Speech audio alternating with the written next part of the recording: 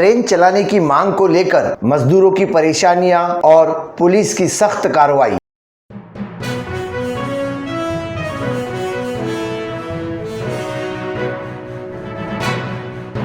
मैं अफराहिम मीर, आज का महानगर में आपका स्वागत है। पिछले 2 महीने से देश लॉकडाउन का सामना कर रहा है। ऐसे में उद्योग, धंधे, व्यापार, कंपनियां बंद पड़ी हुई है। खाने पीने के सामान, रूम का किराया और आर्थिक तंगी के कारण मजदूर अपने अपने गांव, अपने अपने राज्य पलायन कर रहे हैं। इसी तरह से बुधवार को महाराष्ट्र राज्य के मुंबई शहर में स्थित नागपाड़ा जंक्शन पर मजदूरों का एक बड़ा प्रदर्शन हुआ। नागपाड़ा जंक्शन के पास शुक्लाजी स्ट्रीट नामक गली में सैकड़ों की तादाद में सुबह 10:30 बजे प्रवासी मजदूर इकट्ठा हुए, क्योंकि नागपाड़ा जंक्शन पर ही नागपाड़ा पुलिस स्टेशन है और पुलिस द्वारा मजदूरों को घर भेजने का ऐलान किया गया था। मुंबई जोन 3 के डीसीपी श्री अविनाश कुमार ने पहले ही मजदूरों को अपने राज्यों में भेजने की घोषणा कर चुकी थी। इसलिए पुलिस थाने के अंतर्गत श्रमिकों को हर एक पुलिस स्टेशन में फॉर्म की सुविधाएं उपलब्ध की गई थी और इसी तरह कई प्रवासी मजदूरों ने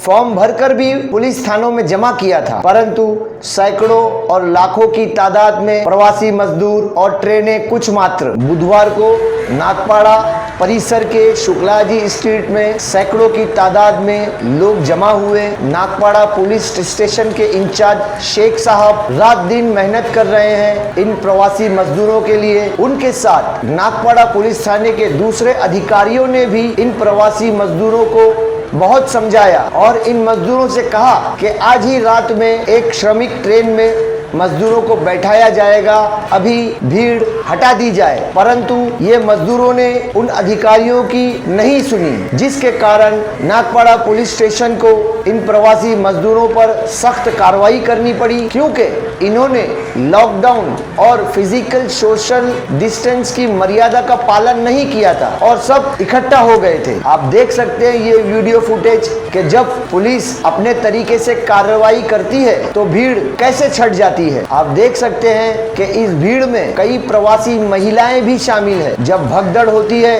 तो आप सोच सकते हैं कि महिलाओं का क्या हालत और क्या दशा होती होगी। वहीं पुलिस को भी इस भीड़ को हटाने के लिए काफी परिश्रम और कितना पसीना बहाना पड़ा, इसीलिए पुलिस ने वहां पर सख्ती से काम लिया, तभी तो भीड़ हट गई और छट गई। इसी को मद्देनजर रखते हुए अगर हम पहले की बात करें तो अप्रैल महीने के अंदर भी तो मुंबई के बांद्रा स्थित बांद्रा टर्मिनस पर भी कई सैकड़ों लाखों की तादाद में प्रवासी मजदूर इकट्ठा हो गए थे। वहां पर भी पुलिस को इसी तरीके से सख्ती से कार्रवाई करनी पड़ी। और दूसरी हम बात करें, अभी 2 दिन पहले की बात है कि पालघर स्थित तारापुर नामक स्थान पर भी सैकड़ों और हजारों की संख्या में भीड़ इकट्ठा हुई थी, क्योंकि उन्हें किसी ने कहा कि पालघर से पटना जाने के लिए ट्रेन छूटने वाली है। हालांकि ये अफवाह थी, फिर भी लोगों को एक आस थी, एक आस बंधी हुई थी। जब कोई मजदूरों को किसी चीज का आश्वासन देता है और कहीं भी इन प्रवासी, तो इन्हें एक उम्मीद बन जाती है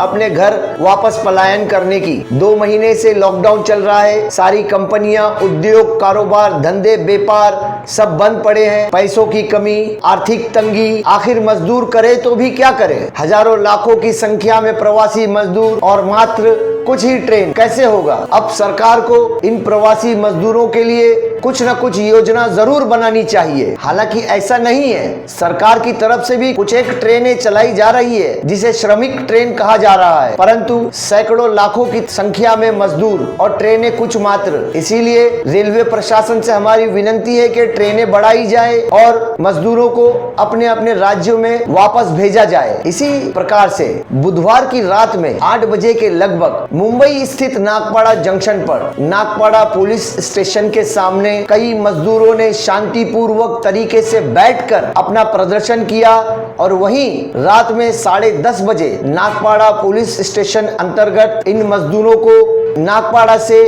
मुंबई के छत्रपति शिवाजी टर्मिनस ले जाया गया और एक श्रमिक ट्रेन में इनको बैठाया गया। वहीं दूसरी तरफ नागपाड़ा में कई बसें भी छोड़ी गई, जैसे कि 2-3 दिन 4 दिन पहले उत्तर प्रदेश में बहराइच नाम के स्थान के लिए एक बस छोड़ी गई थी जिसमें 50 सीटें थी, परंतु 25 यात्रियों की सुविधा देके गई, सामाजिक दूरी भी बनी रहे और यात्री अपने घर वापस भी चले जाए। ऐसे ही कई और प्रवासी मजदूर ट्रकों से या किसी भी वाहन से अपने राज्य में अपने घर वापस लौट रहे हैं, ये तो सभी जानते हैं। नागपाड़ा जंक्शन से जो बसें छोड़ी गई, बाकायदा क्षेत्र के जिला अधिकारी से अनुमति लेकर, आज्ञा लेकर, प्रमाण पत्र देकर इन बसों को रवाना किया गया। हमारे चैनल के माध्यम से हम भारत सरकार और हर राज्य की सरकारों से यह विनती करते हैं कि इन प्रवासी मजदूरों के लिए कुछ न कुछ योजना बनाई जाए और मानवता के नाते इनको इनके घर वापस भेज दिया जाए। ये थी हमारी प्रवासी मजदूरों की परेशानियां